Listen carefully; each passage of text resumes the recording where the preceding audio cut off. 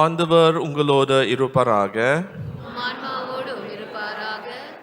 லூக்கா எழுதிய தூய நற்செய்தியில் இருந்த வாசகம்.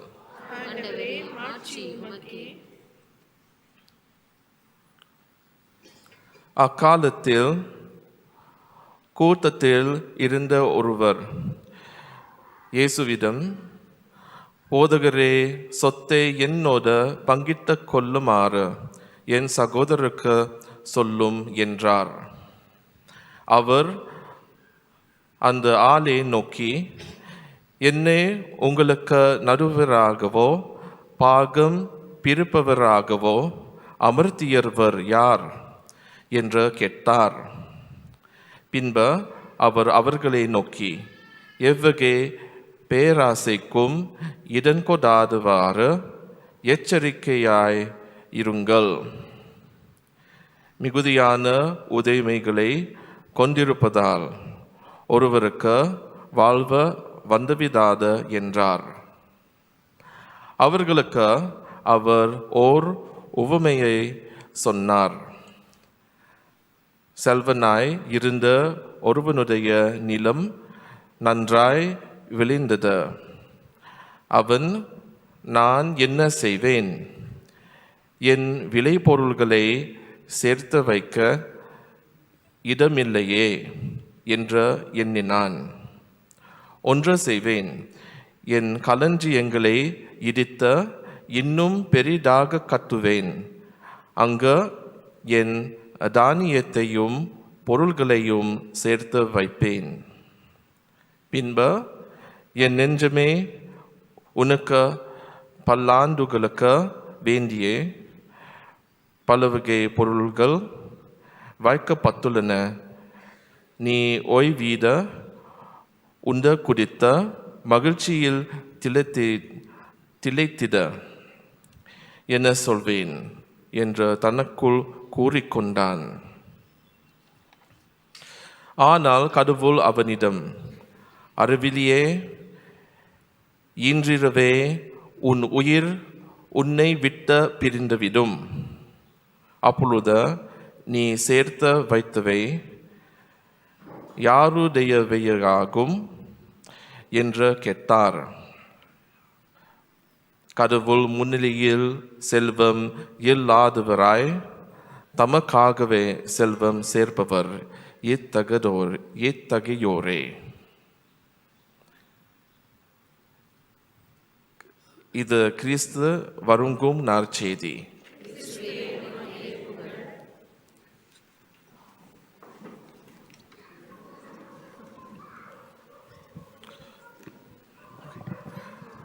A very good morning to you, my dear brothers and sisters in Christ. So very happy to see all of you again. A long time already I haven't seen you all.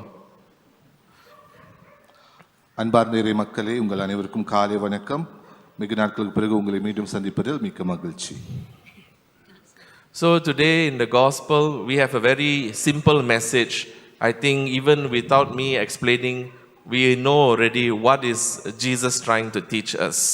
இந்த நற்செய்தி நமக்கு மிக எளிதான ஒரு செய்தியை தருகிறது. நான் சொல்லாமலேயே உங்கள் அனைவருக்கும் நேரம் புரிந்திருக்கும். So Jesus teaches us today we should not be greedy for the property, greedy for money, greedy for the things of this world. இன்றைய நற்செய்தியில் இயேசு நம்மை பேராசை உள்ளவர்களாக இருக்கக்கூடாது என்று அழைக்கின்றார். குறிப்பாக சொத்துக்கான பேராசை, பணத்திற்கான பேராசை, உலக ஆசைகளுக்கான பேராசை இருக்கக்கூடாது என்பதை வலியுறுத்துகின்றார்.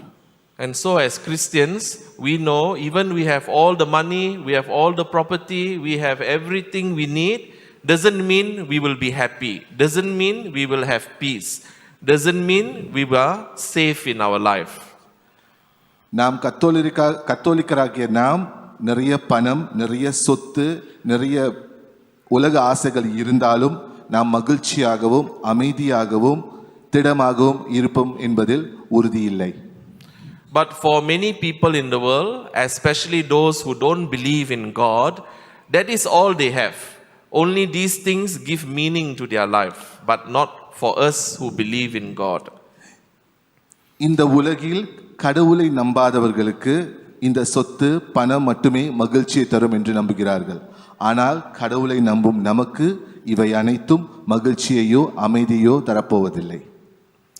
So first reading also reminds us, vanity of vanities. Everything is vanity. What does this mean? One day all of us, we are going to enter the tomb. We are going to die. All the things we work hard for also given to others. இன்றைய முதல் வாசகம், நாம் சம்பாதிக்கும் பெற்றுக்கொள்ளும் அனைத்தும் வீணே. ஒரு நாள் நாம் அனைவரும் கல்லறையில் உறங்கிக் கொள்ளும்போது நாம் சேர்த்த எல்லாமே வீணாக இருக்கும்.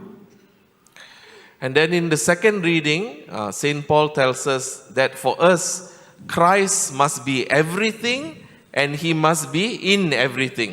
At the end of second reading, St. Paul tells us. இன்றைய இரண்டாவது வாசகத்தில் கிறிஸ்துவே அனைத்துமாய் அனைத்திலுமாய் இருக்கிறார் என்பதை வலியுறுத்தப்படுகின்றது. So let me ask myself as a Christian, for me, is God, our Lord Jesus Christ, is God everything for me in my life? ஒரு கிறிஸ்துவனாய் நாமே நம்மை கேட்டுக்கொள்வோம். நம் வாழ்வில் இயேசுவே அனைத்துமாய் அனைத்திலுமாய் நம்மில் இருக்கிறாரா? இந்த கேள்வியை நாமே கேட்டுக்கொள்வோம். Of course, we know we need to eat. We need money. We need all the worldly things also we need. We need a house.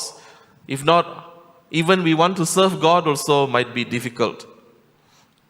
இன்றைய உலகில் நம் உணவு உண்ணவோ, நம்முடைய அன்றாட வாழ்க்கையை வாழவோ, நம்ம வாழ ஒரு வீடு தேவை என்பதற்காக பணம் சொத்து அனைத்தும் அவசியம். இறைவனுக்கு சேவை செய்யும் போது இந்த கேள்விகளும் நம்மிலே எழுகின்றன. So when word of God tells us all these things, worldly things are vanities, and Jesus tells us don't be greedy for these things, does not mean we don't need these things, but our heart must not be attached to them. இந்த உலகளாவிய ஆசைகள் அனைத்தும் வீணே. இந்த உலகளாவிய ஆசைகள் நமக்கு தேவையில்லை. ஆனால் இந்த ஆசைகள் மீது பேராசை கொள்ளாதே என்பதை கடவுள் இன்று வலியுறுத்துகின்றார். So where should our heart be? Our heart should be with God. நமது மனம், நமது ஆசை எந்த இடத்தில் இருக்க வேண்டும்? குறிப்பாக நமது மனம், அந்த ஆசை இறைவனிடத்திலே இருக்க வேண்டும். So very simple message actually, but I want us to reflect more and I want us to think of one word especially, desire. This word, desire. What is the desire in my heart? இன்றைய நற்செய்தியின் செய்தியானது மிக எளிதானது. ஆனால் அன்பான இறைமக்களே, உங்கள் அனைவரையும் ஒரு வார்த்தையை பற்றி சிந்திக்க அழைக்கின்றேன். அந்த வார்த்தையானது ஆசை அல்லது விருப்பம். எனது ஆசை என்ன? எனது விருப்பம் என்ன? So being aware of what is the desire in my heart, I can know what is it actually I am looking for. What are the things that are important for me? என்னுடைய ஆசை, என்னுடைய விருப்பம் என்னவென்று நான் அறியும் போது நான் எதை தேடுகிறேன் என்பதை நாம் அறிந்து கொள்ள முடியும். Now all of us, we came for morning mass today. We have to get up very early, some looking sleepy even, but still came. Why you came? You came because in your heart there is desire for God. இன்றைய காலை திருப்பலியில் கலந்து கொள்வதற்கு அனைவரும் அதிகாலையிலே எழுந்து வந்திருக்கின்றோம். ஒரு சில பேர் களைப்பாகவும் தூக்க கலக்கத்தோடும் இருக்கின்றோம். இருப்பினும் ஏன் இந்த ஞாயிற்றுக்கிழமை நான் காலையிலே இங்கு வந்துள்ளேன்? நமது உள்ளத்தின் ஆழத்திலே கடவுளை பற்றியான ஆசை, அவர் மேலுள்ள பற்று உண்டு. So this is something very good and I want to praise God for this, and I invite all of you, give yourself a clap because you came. Okay, they understood, huh? Never mind, in case you translate. Can? Okay, so but I'm sure in our heart this is not the only desire, yes or not? ஆனால் நமது உள்ளத்தில் இது மட்டுமே ஒரு ஆசை கிடையாது. Yeah, so always they are present in our hearts other desires, and sometimes even these desires they make us worry about a lot of things. நமது உள்ளத்தில் பல வகையான ஆசைகள் விருப்பங்களும் இருக்கலாம். இந்த ஆசைகளும் விருப்பங்களும் பல விஷயங்களை பற்றி நம்மை கவலை அடைய செய்யலாம். Okay, so anyway, tell you something funny that happened to me. Yesterday I came for Mass. Then just before the Mass started, I saw somebody, one young man, handsome young man, and he was wearing a very nice pair of shoes. உங்களோடு பகிர்ந்து கொள்ள ஒரு அனுபவம். நேற்று நான் திருப்பலிக்கு வரும் முன் ஒரு இளைஞனை பார்க்கும்போது அவன் காலில் மிக அழகான ஒரு காலணியை அணிந்திருந்தான். Yeah. Just before the Mass started, no, I'm wearing all this already, altar service lining up. Then I saw this man with the shoes. And my heart was saying, wow, such a nice pair of shoes. How I wish I have these shoes. Okay. Then I told God, I'm looking at the cross. I said, Ayo, my Lord, where is my heart? என் பாவமே, என் பெரும் பாவமே. Yeah, okay. You see, even in church, sometimes our heart is not here thinking of other things. நாம் ஆலயத்தில் இருக்கும் போதும் நமது ஆசை விருப்பம் இறைவன் மேல் அல்லாமல் மற்ற விஷயங்கள் மேல் இருக்கலாம். So this is very normal. Yeah, we struggle all the time to be someone focused on God. இது மிகவும் சாதாரண விஷயம். நம்ம அன்றாட வாழ்வில் நாம் இறைவன் மேல் பற்றுக்கொள்ளும் மக்களாக வாழ சவால்களை எதிர்கொண்டு வருகிறோம். So when we have all these other desires in our heart, doesn't mean I'm a bad person. It just means I need to pray more, I need to discipline myself more, I need to focus more. இந்த ஆசைகள் மனதில் இருப்பதால் நான் ஒரு கெட்ட மனிதன் கிடையாது. மாறாக இந்த ஆசைகளை இறைவன் மீது திருப்ப இன்னும் அதிகமான ஜெப வாழ்வு, அதிகமான ஒழுக்கம், அதிகமான கவனம் நமக்கு தேவை. So my dear brothers and sisters, today I ask all of us here, look into your heart. What is it really I am desiring? Let each one of us ask ourselves. அன்பார்ந்த இறை மக்களே, இன்று விசேஷமாக உங்களை நீங்களே கேட்டுக்கொள்ளுங்கள். என் மனதில் ஆழத்தில் இருக்கும் அந்த ஆசைகள், அந்த எண்ணங்கள் யாவை? அதை பற்றி சிந்திப்போம். And let us honestly answer this question. Now, if our answer is not God, never mind. Doesn't mean I'm a bad person. But let me look at the thing I'm desiring, what it is, and ask myself, why am I desiring this? இந்த கேள்விக்கான பதில்களை ஒரு நேர்மையோடு எதிர்கொள்வோம். எனது ஆசைகள், எண்ணங்கள் இறைவன் என்று இல்லாமல் இருந்தால் நான் ஒரு கெட்ட மனிதன் கிடையாது. மாறாக என்னுள் இருக்கும் அந்த ஆசைகள், அந்த விருப்பங்கள் எதை பற்றியுள்ளன என்பதை ஆழமாக சிந்திப்போம். And then let me ask myself, this thing that I am desiring, is it really so important? And do I really need it? Or just I want it? என் மனதில் இருக்கும் இந்த ஆசைகள் எனக்கு உண்மையாகவே மிகவும் முக்கியமானதா? எனக்கு இந்த ஆசைகள் தேவையா? இந்த ஆசைகள் எனக்கு உதவி செய்யுமா என்பதை நாமே நம்மை கேட்டுக்கொள்வோம். And if I tell myself, actually I don't need it, actually it's not important, I just want to have it, that means I'm being greedy. இந்த ஆசைகள் பற்றி நாம் ஆராயும் போது இது எனக்கு தேவையான விஷயம் இல்லை, முக்கியமான ஒன்றாக நான் கருதவில்லை, ஆனாலும் இது எனக்கு தேவை, ஆனாலும் இது எனக்கு வேண்டும் என்று நான் நினைக்கும் போது நான் பேராசை கொண்டவனாய் மாறுகின்றேன். So it's very important, we must be aware of what it is we are doing. When we are aware, then we can consciously decide what to do with our life. நாம் என்ன செய்கிறோம் என்பதை நாம் முழுமையாக அறிந்து கொள்ள வேண்டும்.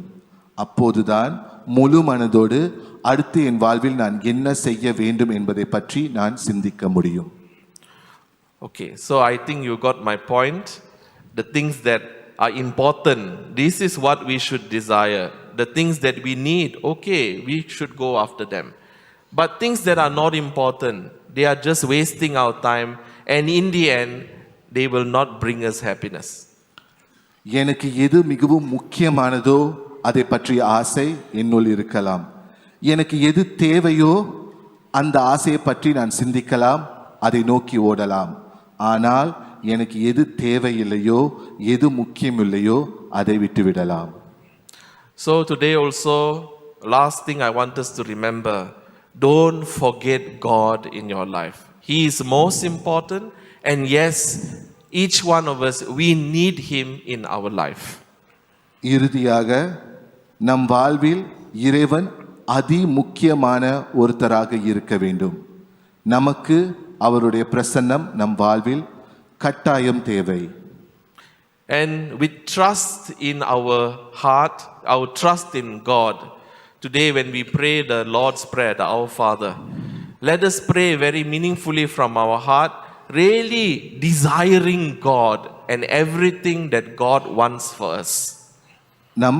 நாம் நமது மனதில் இறைவனுக்கு ஒரு அதிமுக்கியமான இடத்தை கொடுக்கும் இந்த நேரத்தில் பின்பு நாம் பரலோக மந்திரத்தை சொல்லும் பொழுது உண்மையாகவே இறைவனுடைய பிரசன்னம் நம் வாழ்வில் எவ்வளவு முக்கியம் என்பதை அதிமுக்கியமாக உணர்ந்து அதை சொல்லுவோம். And when we receive the Holy Eucharist, let us ask Jesus to give us a greater desire for God. நாம் இறை இயேசுவை நற்கருணை வடிவில் உட்கொள்ளும் பொழுது இறைவா உம்மை பற்றிய ஆசை விருப்பம் என்னுள் இன்னும் ஆழமாக அதிகமாக்க அந்த நற்கருணை ஆண்டவரை வேண்டிக் கொள்வோம். So this is my wish for all of us here today, that we can focus on God and we can grow in our desire for Him. God bless. நம்முடைய ஆசை விருப்பம் எல்லாமே இறைவன் மீது இருக்கவும் இறைவன் மீதான அந்த ஆசை விருப்பம் இன்னும் நம்மில் அதிகமாக வளர வேண்டும். இதுவே எனது அன்பான வேண்டுகோள். Thank you.